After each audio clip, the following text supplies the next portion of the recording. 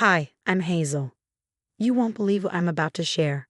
I've always been a bookworm, and as a literature professor at the local community college, I've turned that passion into a career. But my true pride and joy? My rare book collection. Over the years, I've gathered a treasure trove of first editions, signed copies, you name it. It's worth over $200,000 now. I like to joke with my husband Mark that it's our retirement plan.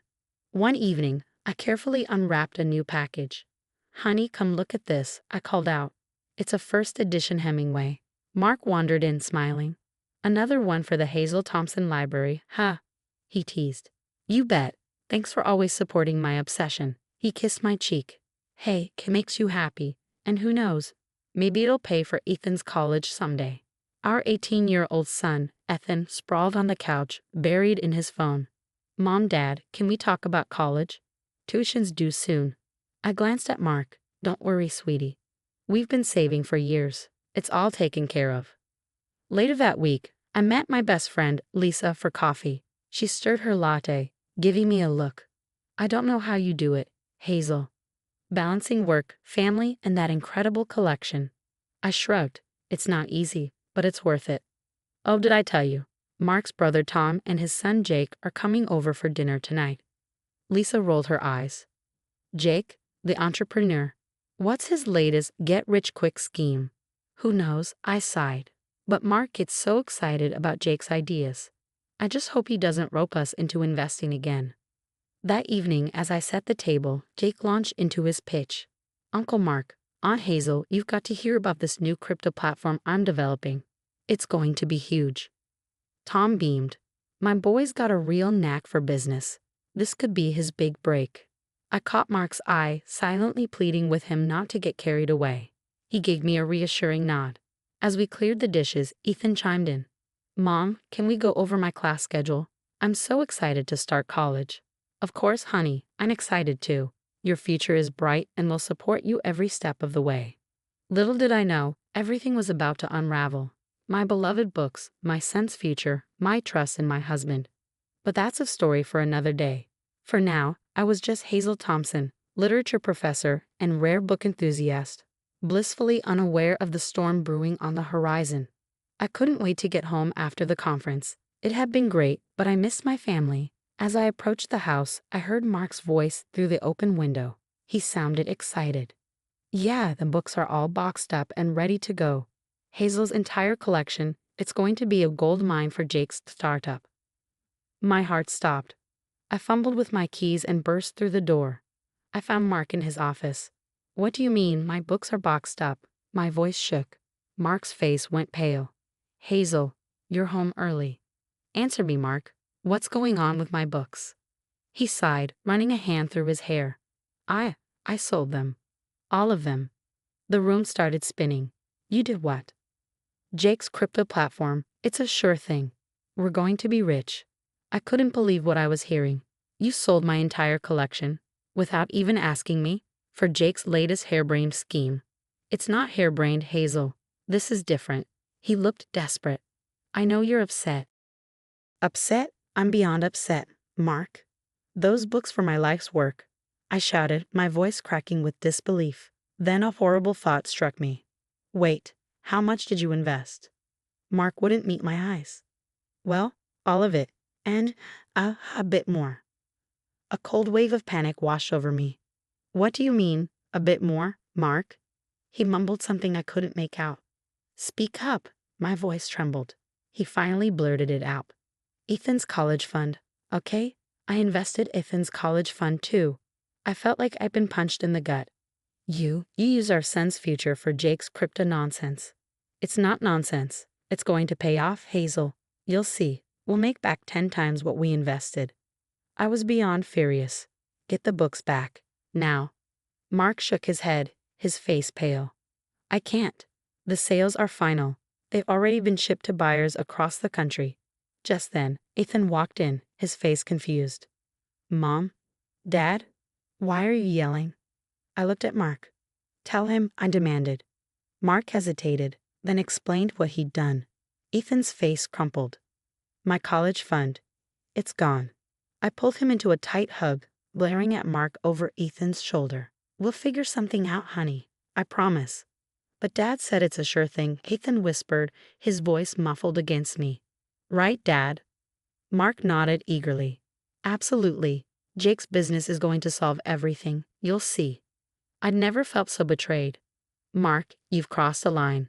You've gambled with our son's future, and you've destroyed something that meant the world to me. Hazel, please. Just give it a chance. In a few months, we'll be laughing about this. I shook my head, my heart breaking. No, Mark.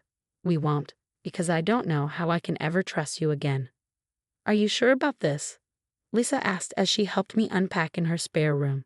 I don't have a choice, Lisa, I said, sighing. I can't stay with him after what he did. Ethan trudged in, carrying another box. Mom, where are we going to live? I hugged him tight. We'll figure it out, honey. For now, we're staying with Aunt Lisa. The next day, I met with Rachel, my lawyer friend, at a cafe. Hazel, I'm so sorry this happened to you, she said, looking over my documents. You have grounds for divorce, and we can pursue financial recovery, but it won't be easy. I nodded, fighting back tears. I know, I just need to focus on Ethan's future now. Over the next few weeks, I threw myself into work. I took on extra classes, started tutoring, anything to make enough money to cover Ethan's college expenses. One night, unable to sleep, I started a blog about rare books. I poured my heart into it, sharing my knowledge and the story of my lost collection. Mom, Ethan peeked into my room. You okay? I smiled weakly. Just working on my blog, sweetie. Go back to sleep. To my surprise, the blog took off. Book lovers from all over the world reached out with messages of support and sympathy. You won't believe this, I told Lisa over coffee. My blog's gone viral. People are sharing their own stories of lost treasures. Lisa grinned. See, you're turning this nightmare into something positive. Just then, my phone buzzed. It was Mark. Hazel, please. Jake's business, it's not going well. I made a mistake. Can we talk about reconciling? I took a deep breath. No, Mark. What you did, it's not something we can come back from. But I can make it right, I promise. Goodbye, Mark. I hung up, my hands shaking. Lisa squeezed my arm. You okay? I nodded. I will be. A few days later, I received an email from a man named David, a wealthy book collector who'd been following my blog. Dear Hazel, it read, your passion for rare books is evident. I'd like to offer you a job curating my private library. The salary would be substantial enough to support you and your son's education. I couldn't believe it. Lisa, look at this. She read over my shoulder, her eyes widening. Hazel, this is amazing. Are you going to take it? I looked at Ethan, who was studying at the kitchen table. What do you think, honey? Ready for a new adventure? He grinned. As long as we're together, Mom, I'm ready for anything. As I drafted my response to David, I felt a glimmer of hope for the first time in weeks. My beloved books were gone, but maybe, just maybe, this was the start of a new chapter in our lives. Dear David, I typed. I would be honored to accept your offer. Mom, I got an A on my first college paper. Ethan's voice rang out as he burst into our new apartment. I beamed with pride. That's fantastic, honey. I knew you could do it. It had been 6 months since our world turned upside down. But things were finally looking up. My blog had become a go-to resource for rare book enthusiasts, and my job curating David's library was a dream come true. As I prepared for a small celebration I was hosting that evening, my phone buzzed. It was Lisa. Hazel, have you heard the news about Mark? My stomach tightened. No, what happened? Jake's crypto thing. It was a Ponzi scheme. The feds are investigating. I sat down stunned. What about Mark? He's not directly implicated in the fraud, but Lisa hesitated. Hazel, they found out he's been embezzling from his company to fund Jake's ventures. He's lost his job and might face charges. A whirlwind of emotions hit me, shock, anger, and strangely, a small sense of vindication. I don't know what to say. You okay? Lisa asked gently. I took a deep breath. Yeah, I think so. Thanks for letting me know. Later that evening, as my guests arrived, Ethan, Lisa, and my new colleagues from the book world, I couldn't help but reflect on how much had changed. To new beginnings, I toasted, raising my glass. And to you, Hazel, David added, smiling. Your blog and your work have been invaluable to the rare book community. I smiled, thinking about the literacy program I had donated to with my first paycheck. I just hope I can help others discover the joy of reading, even if my own collection is gone. As the night wore on, conversation flowed freely. We laughed, shared stories, and discussed future projects. Looking around at the people around me, my son, my best friend, and my new colleagues, I felt a warmth I hadn't experienced in a long time. When the last guest had left, Ethan helped me clean up. "Mom," he said, his face serious, "I'm really proud of you. You know that, right?" Tears pricked my eyes. "Thanks, sweetie. I'm proud of us both." As I got ready for bed that night, I caught my reflection in the mirror. The woman staring back at me was different from the one I'd been 6 months ago. Stronger, more confident. Yes, I'd lost my precious books, but I gained something far more valuable: self-respect, true friends, and a brighter future for myself and my son.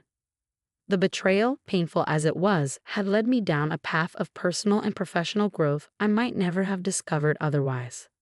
As I drifted off to sleep, a sense of peace washed over me. Tomorrow was a new day, full of possibilities. For the first time in a long time, I was excited to see what it would bring. The story of Hazel, Mark, and their family has come to an end. Now, I have a question for you. If you were in Hazel's shoes, would you ever be able to forgive Mark for selling your prized possessions and gambling away your child's future? Or do you believe some betrayals are simply unforgivable, no matter the circumstances or promises of change? Share your thoughts in the comments below.